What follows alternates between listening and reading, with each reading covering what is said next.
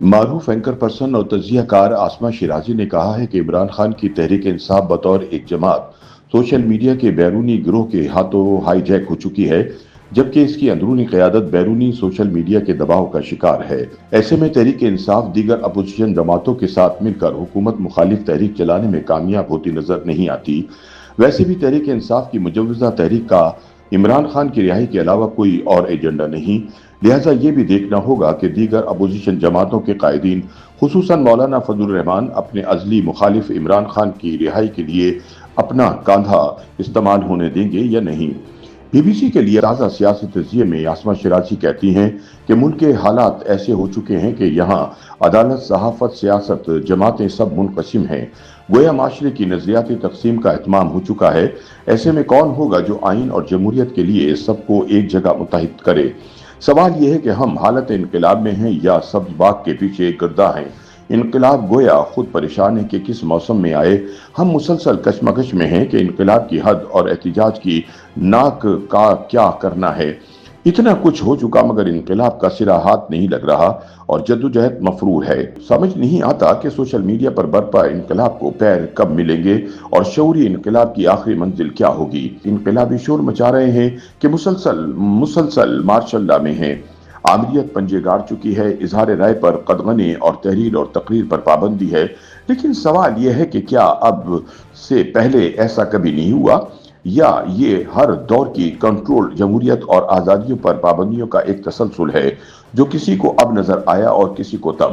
سوال یہ بھی ہے کہ کیا عمران خان کے اپنے دور حکومت میں پاکستان کے حالات موجودہ حالات سے مختلف تھے؟ ان کا کہنا ہے کہ جمہوریت نظریے اور آزادی رائے سے وابستگی حالات اور موسم کے مطابق نہیں ہوتی، بلکہ اسے ایک تسلسل کے ساتھ جبر کا سامنا کرنا پڑتا ہے۔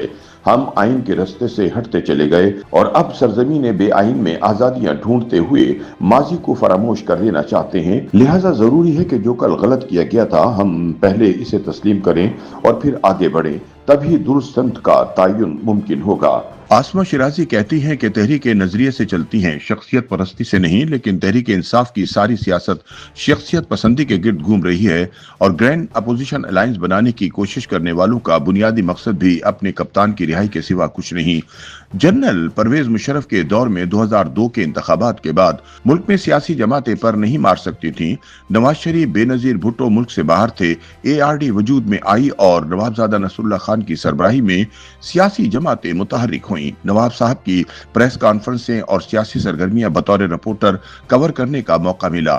آسما بتاتی ہیں کہ نوابزادہ صاحب F72 سیکٹر 1 کے بوسیدہ مکان میں رہائش پذیر تھے، جبکہ تحریک کے پاس چلنے کے معاشی ذرائع نہ ہونے کے برابر اے آر ڈی کو صرف اللہ کا ہی آسرا تھا، مگر نواب صاحب اپنے افکار اور اشعار سے جذبہ جگاتے رہتے تھے۔ باہر بیٹھی قیادت اور اندر بیٹھے کارکنوں کو یہ احساس البتہ تھا کہ قیادت محفوظ ہاتھوں میں ہے، جو کسی سے خفیہ مذاکرات کرے گی نہ ملاقات۔ وہ بتاتی ہیں کہ 2002 سے 2004 تک آمریت کی سختیاں زیادہ تھیں، اس کے باوجود چند سر پھرے تحریک چلاتے نظر آتے تھے۔ مشرف دور میں نواز لیگ کے سابق سیکرٹری اطلاعات مرحوم صدیق الفاروق اٹھائے گئے، مخدوم جاوید ہاشمی کو گرفتار کیا گیا، سینیٹر مشاہد اللہ خان نے شاہراہ دستور تک پہنچنے کی کوشش کی، اقبال ظفر جھگڑا صحافیوں تک خبر پہنچانے کی تک و دو کرتے رہے، جبکہ پیپلز پارٹی کے نیئر بخاری سمیت کئی کارکن سڑکوں پر نکل آتے اور اپنی جدوجہد کا اظہار کرتے۔ اس دور میں اخبارات میں اپوزیشن کی 2 کالمی خبر کو جگہ مل جاتی اور نئے آزاد چینلوں پر چند سیکنڈوں کی کوئی فوٹیج چل جاتی تو یہی کارکنوں کی کامیابی ہوتی تھی۔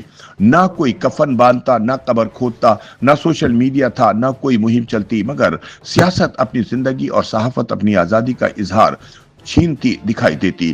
کوئی انقلاب لانے کے دعوے نہ کرتا، مگر اپنی ذات کے اندر انقلاب کی کوششیں ضرور دکھائی دیتی۔ آسما شیرازی کہتی ہیں کہ آج ایک مرتبہ پھر اسلام آباد میں اپوزیشن اتحاد بنانے کی کوششیں جاری ہیں۔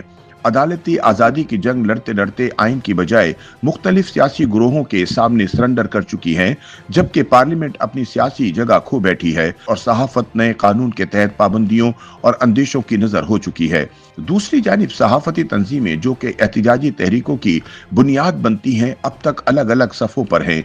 पी का कानून पर कई एक तंजीमें अलग अलग इजलास बुला रही हैं, मगर अब तक ना तो कोई मुतफ़क्का लाहे अमल बन सका और ना ही मुजव्विज़ा मसूदा तैयार हो सका।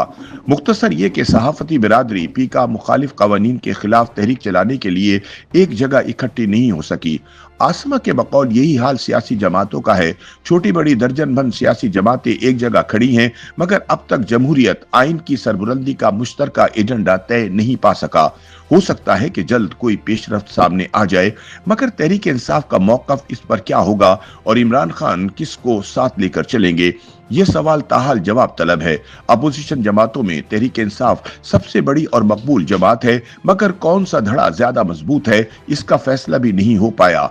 इतनी बड़ी जमात को ना तो अपना लाहे अमल पता है और न ही तरीका। अब तक एहतिजाज से लेकर सिविल नाफरमानी, खुतूस से लेकर अमरीकी लॉबिंग तक के हरबे नाकाम हुए हैं। तंजीम कमजोर और धड़े मजबूत हो रहे हैं। सीनियर एंकर पर्सन का कहना है कि लगता है कि तहरीक इंसाफ बतौर जमात सोशल मीडिया के बैरूनी ग्रोह के हाथों हाईजैक हो चुकी है, जबकि अंदरूनी क़यादत बैरूनी सोशल मीडिया के दबाव का शिकार है। ऐसे में सवाल यह है कि कोई हुकूमत मुखालिफ मुश्तरका तहरीक कैसे जन्म लेगी?